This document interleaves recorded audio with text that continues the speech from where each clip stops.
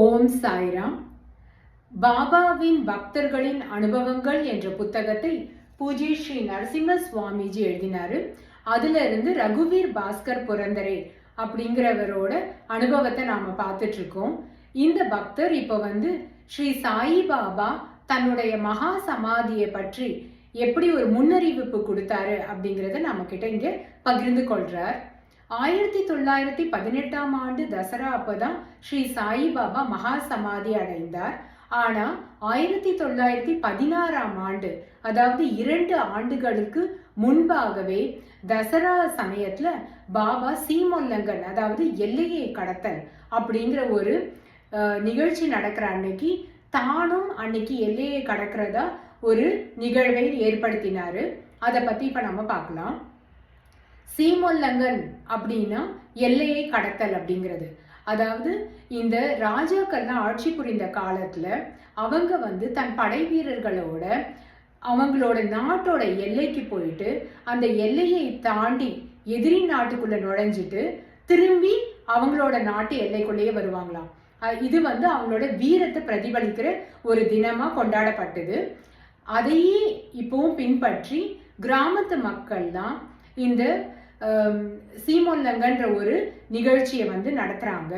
இந்த சீமோல்லங்கன் அன்னைக்கு அவங்க என்ன பண்ணுவாங்கன்னா, அவங்களும் புத்தாடையெல்லாம் உடுத்திக்கிட்டு அவங்க ஊரோட எல்லைக்கு போயிட்டு அந்த ஊரோட எல்லையை தாண்டிட்டு திரும்பி ஊர் எல்லைக்குள்ள வருவாங்களாம். அதே மாதிரி இந்த வன்னி மரம் இருக்கு இல்லையா, அதையும் அவங்க அன்னைக்கு வழிபடுவாங்களாம். வன்னி மரத்தோட இலைகளையும் ஒருத்தருக்கு ஒருத்தர் எக்ஸ்சேஞ்ச் பண்ணிக்கிட்டு இந்த ஊர் எல்லையை கடந்து போயிட்டு திரும்பி ஊருக்குள்ள வந்துருவாங்களாம். இந்த மாதிரியான வழிபாடுகள் செய்யக்கூடிய அந்த சீமோல்லங்கன் தினத்தன்று பாபா என்ன செஞ்சாருன்னா, தன்னுடைய கஃப்னி, லங்கோட்டு, அவரோட கைக்குட்டை இது எல்லாத்தையும் எடுத்துட்டு போய் துணியில போட்டுட்டு அவர் ஆடையே இல்லாம திகம்பரரா நின்று இருக்காரு. உடனே மக்கள் எல்லாம் இந்த சீமோல்லங்கன் முடிச்சுட்டு அவங்க எல்லாம் ஊருக்கு திரும்புறாங்க. அவங்களுக்கெல்லாம் பாபாவை இந்த மாதிரி அப்படி கோப ஆக்ரோஷமா அவரோட கண்கள் எல்லாம் செவந்து போய் அவ்வளோ கோப ஆவேசத்தோட நின்றுட்டு இருக்காராம் பாபா. இந்த மாதிரி ஒரு கோலத்துல அவர் இருக்கிறத பார்த்து அவங்க எல்லாம் பயந்து போய், பாபா இன்னைக்கு சீமோல்லங்கன் ஆச்சே, ஏன் இன்னைக்கு இந்த மாதிரி பண்றீங்க, நீங்க புத்தாடையெல்லாம் உடுத்திக்கணும் அப்படின்னு சொல்லிட்டு அவங்க ரொம்ப வற்புறுத்தி அவர்கிட்ட கெஞ்சி மன்றாடி, அவர்கிட்ட டசன் கணக்குல லங்கோட்டு, அவருக்கு கஃப்னிலாம் இருக்கு, ஆனா அவர் எதையுமே பொருட்படுத்தவே மாட்டாரு. ஆனா அன்னைக்கு அவரும் புத்தாடை உடுத்த வேண்டியதா அவர் ஒரு பிளான் வச்சிருந்திருக்காரு போல இருக்கு. அதுக்காக தான் அவர் இந்த மாதிரி பண்ணியிருக்காரோ என்னவோ அப்படின்னு கூட மக்கள் பேசிக்கிட்டாங்களாம்.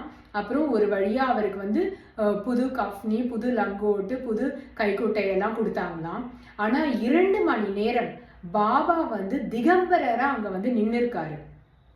சாதாரணமா யாராவது ஆடை இல்லாம நம்ம முன்னாடி நின்னா நமக்கு அதை பார்க்கவே பிடிக்காது, உடனே கண்ணை முடிக்கணும் போல தோணும், என்ன இவங்க இந்த மாதிரி நின்றுட்டு இருக்காங்க அப்படிங்கிற ஒரு எண்ணம் வரும்.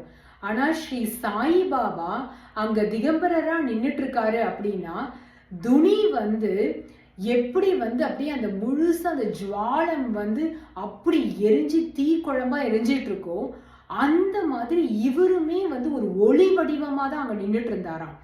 யாருக்குமே ஒரு அசிங்கமோ ஒரு வெக்கப்படுற அந்த மாதிரி ஒரு சூழ்நிலையே அங்க நிலவவே இல்லையா. அப்படி ஒரு அந்த சூரிய கோட்டியோட பிரகாசம் அந்த இடத்துல ஒரு மனித உருவத்துல நின்னா நம்மளால பார்க்க முடியுமா, பிரகாசமா இருக்குன்னு தெரியுது, ஆனா பார்க்க முடியாம கண்ணை மூடிப்போம் இல்லையா. அந்த மாதிரி ஒரு பிரகாசத்தோட அந்த மாதிரி ஒரு திகம்பரரா ஸ்ரீ சாயி அங்க நின்று இருக்காரு. இது புரந்தரி அவர்களோட இந்த பேட்டியில குறிப்பிடப்படலை, ஆனா இது வேற ஒரு பக்தரோட பேட்டியில குறிப்பிடப்பட்டிருக்கு. ஆனா இது சம்பந்தமா இருக்கிறதுனால இதை நான் இங்க உங்ககிட்ட தெரிவிக்கிறேன். ஸோ இந்த மாதிரி 2 மணி நேரம் நின்னதுக்கு அப்புறம் தான் பாபா புதிய ஆடைகள்லாம் உடுத்திக்கிட்டாரு. அதே மாதிரி அந்த 1916ஆம் ஆண்டு தசரா அப்போ ராமச்சந்திர தாதா பாட்டில் இருக்கார் இல்லையா, அவரும் உடம்பு சரியில்லாம இருந்திருக்காரு. அவரை கூப்பிட்டு பாபா சொல்லியிருக்காரு, இன்னும் 2 வருஷத்துல இதே நாள் அன்னைக்கு தாத்தியா கோத்தே பாட்டில் இறந்து போயிடுவான் அப்படின்னு சொல்லி அவர்கிட்ட சொல்லியிருக்காரு. ஆனா என்ன நடந்ததுன்னு பார்த்தா, 1918ஆம் ஆண்டு தசரா நேரத்துல ராமச்சந்திர தாதா பாட்டீலுக்கும் உடம்பு சுகமில்லாம இருந்தது. தாத்தியா கோத்தே பாட்டீலும் உடம்பு சுகமில்லாம இருந்தது. ஸ்ரீ சாயி பாபாவுக்கும் தசராவுக்கு ஒரு வாரத்துக்கு முன்னாடியிலிருந்து உடம்பு சரியில்லாம இருந்தது. ஆனா இதுல மகா சமாதி ஸ்ரீ சாயி பாபா தான் எழுதினார். அதனால மக்கள் தாத்தியாவோட உயிரை காப்பாத்துறதுக்காக பாபா தன்னோட உயிரை நீத்துட்டாருங்க அப்படின்னு தான் மக்கள் எல்லாமே சொன்னாங்க. இந்த மாதிரி நிறைய மகான்களோட லீலைகளை நம்ம படிக்கும்போது இந்த மாதிரி தன்னுடைய பக்தனுக்காக அவங்க தன்னுடைய உடலை விட்ட நிகழ்ச்சிகள்லாம் நம்ம படிக்க முடியும். இது சம்பந்தமா இவர் புரந்தரி அவர்களும் தன்னுடைய வாழ்க்கையில நடந்த ஒரு நிகழ்ச்சியை குறிப்பிடுறாரு. ஸ்ரீ சாயி பாபா எத்தனையோ உயிர்களை இந்த மாதிரி காத்திருக்காரு அப்படிங்கிறதுக்கு தன்னோட வாழ்க்கையில நடந்த ஒரு நிகழ்ச்சியும் இங்க குறிப்பிட விரும்புறாரு. 1932ஆம் ஆண்டு இவருக்கு உடம்புல வாதம், அதாவது இந்த ருமாட்டிசம் சொல்லுவோம் இல்லையா, ஜாயிண்ட் எல்லாம் வீங்கி ரொம்ப வலி இருக்கும், அசைக்கவே முடியாது உடம்ப. அது இல்லாமல் இந்த சியாட்டிக் பெயின்னு சொல்லிட்டு இந்த முதுகு கிட்ட ஒரு வாதம், சந்து வாதம் சொல்லுவாங்க. இந்த வாதம் எல்லாம் அவரால் தாங்க முடியாத ஒரு வலியோட அவர் அவஸ்தைப்பட்டுட்டு இருந்திருக்காரு. அந்த நேரத்துல அவருக்கு யமதூதர்கள் கூட கண்ணில் தென்பட்டாங்களாம். அப்போ பாபா என்ன பண்ணிருக்காரு, அவரோட படுக்கைக்கு பக்கத்துல பாபா உட்காந்துட்டு புரந்தரையோட கையை எடுத்து தன்னோட முட்டி மேல வச்சுக்கிட்டாராம். வச்சுக்கிட்ட உடனே இந்த யமதூதர்களால இவர்கிட்ட இல்ல, இவர் படுக்க கிட்ட கூட வர முடியல அப்படிங்கிறாரு. இப்படிதான் பாபா என்னுடைய உயிரை காப்பாற்றி அருளினார் அப்படின்னு சொல்லிட்டு சொல்றாரு. ரகுவீர் பாஸ்கர் புரந்தரே கொஞ்சம் முன்கோபின்னு சொல்லலாம். அவருக்கு அவரை யாராவது ஒரு சின்ன விஷயத்துக்கு ஏதாவது ஏசினாலோ பேசினாலோ இல்லை ஏதாவது கிண்டல் பண்ணா கூட அவரால் தாங்க முடியாது. அவர் ரொம்ப சண்டை போட்டுருவார், அவங்க கிட்ட ரொம்ப வாதம் பண்ணுவார்.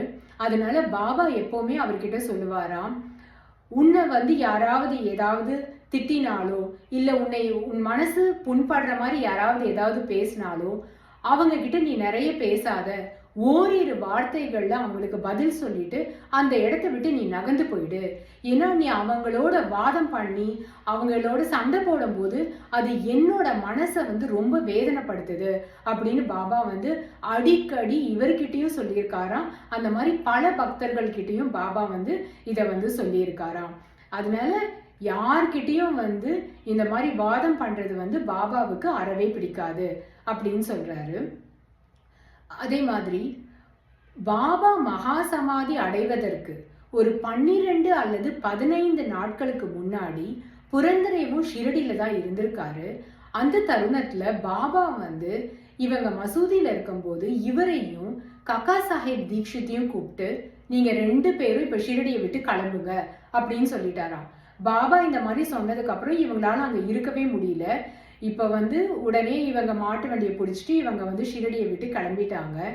ஆனா பாபா இவங்க கிளம்பும் போது என்ன சொன்னாருன்னா, நான் முதல்ல போறேன், அதுக்கப்புறம் நீங்க எல்லாம் என்னை ஃபாலோ பண்ணிட்டு வாங்க, என்னுடைய சமாதி உங்களிடம் பேசும், என்னுடைய நாமம் உங்களிடம் பேசும், என்னுடைய மண் உங்களுக்கு பதிலளிக்கும் அப்படின்னு சொல்லிட்டு பாபா சொல்லியிருக்காரு இவங்க கிட்ட.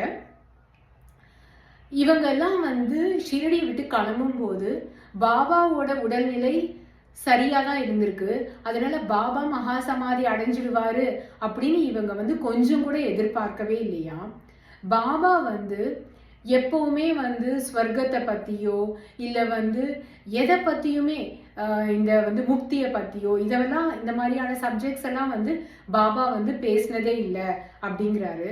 ஆனா என்னோட காக்காவை நான் விமானத்துல கூட்டிட்டு போவேன் அப்படிங்கிறது மட்டும் பாபா சொல்லியிருக்காரு அப்படிங்கிறாரு. அதுக்கேத்த மாதிரி 1926ஆம் ஆண்டு காக்கா சாஹேப் தீக்ஷித் அவர்கள் ஒரு ஏகாதசி தினத்தன்று ரொம்ப சகஜமா பாபாவை பத்தி பேசிக்கிட்டே அப்படியே தன்னுடைய உயிரை நீத்துட்டாராம்.